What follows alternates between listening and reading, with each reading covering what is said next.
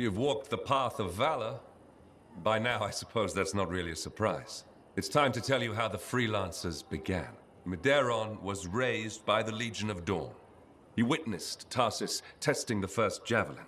He was at the general's side when the fortress was built, earned his own javelin, and fought beside her. Even at the Battle of Anthem Pass.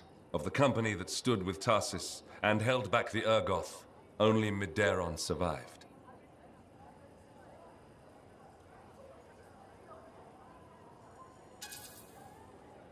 Who else was there? The tales always make it sound like Tarsis fought alone.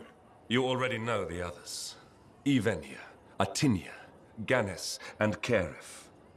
The Guardians, legends call them. I heard you found all their tombs. I did, but nobody told me they all died at Anthem Pass. In grief, the Legion tore itself in two.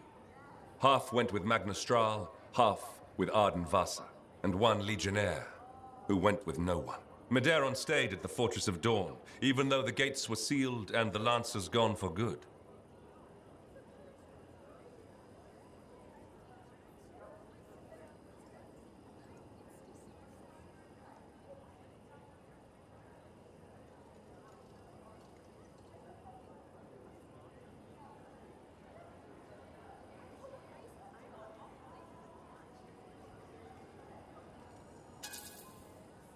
We're really at the part where someone sits in an empty, locked building? He didn't stay there long. He was the first freelancer. Contemplation wasn't his strength. Alone in the courtyard, Medeiros heard a distant roar. Okay, that's better. It was a sound he remembered, for it haunted his dreams. The roar of the chimera Cindermore, the monster that stalked him long ago. The same one? It was still alive? It vanished for more than a decade, but with the general's death, it returned.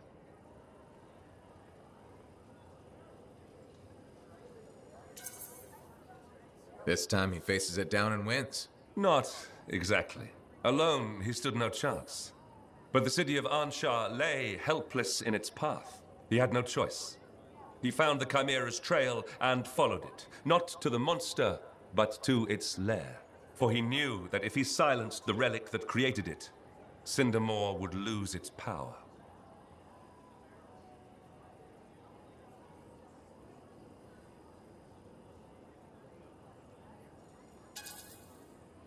That's all great, if the ruin was empty. That was the problem, yes. Medeiros found the relic, though the monster was right beside it. But he had plenty of experience in laying false trails. Medeiros woke the chimera, and it chased his false tracks while he slipped past and silenced the relic.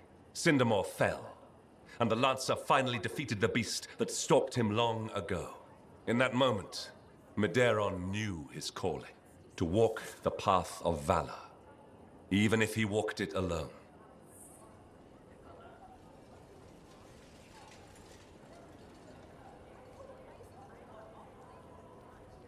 Of all the legionnaires, Magnastral was the most renowned for her feats of strength. But it wasn't always so.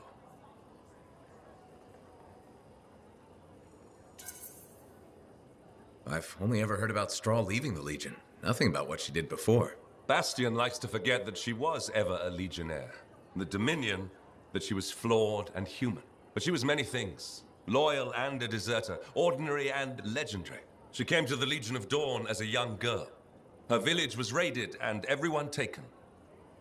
Almost. She was so small she hid inside a basket.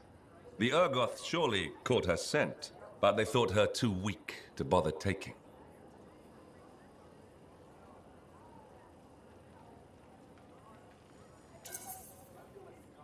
I didn't think Urgoth ever left humans behind during their raids. Stories say they sometimes left the weak, sickly, and elderly, alone, unarmed. She followed the secret Arcanist signs to Sanctuary, where the rebels hid and plotted. There, Strahl begged Tarsis to let her join the Legion, to grant her vengeance. But the general refused. She said Magna wasn't ready, and sent her away. Strahl couldn't accept that.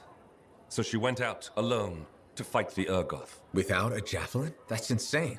She set traps, ambushes. She poisoned spears and knives. Any small advantage she could take against a vastly superior enemy, she gladly took.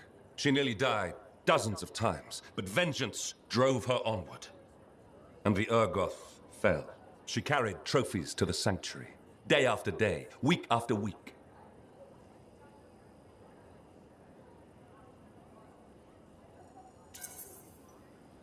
She fought even though the odds were against her. That's what the Legion of Dawn was all about. Finally, General Tarsis spoke with her. "What do you want?" she asked. "I want to join the Legion of Dawn," Magna replied.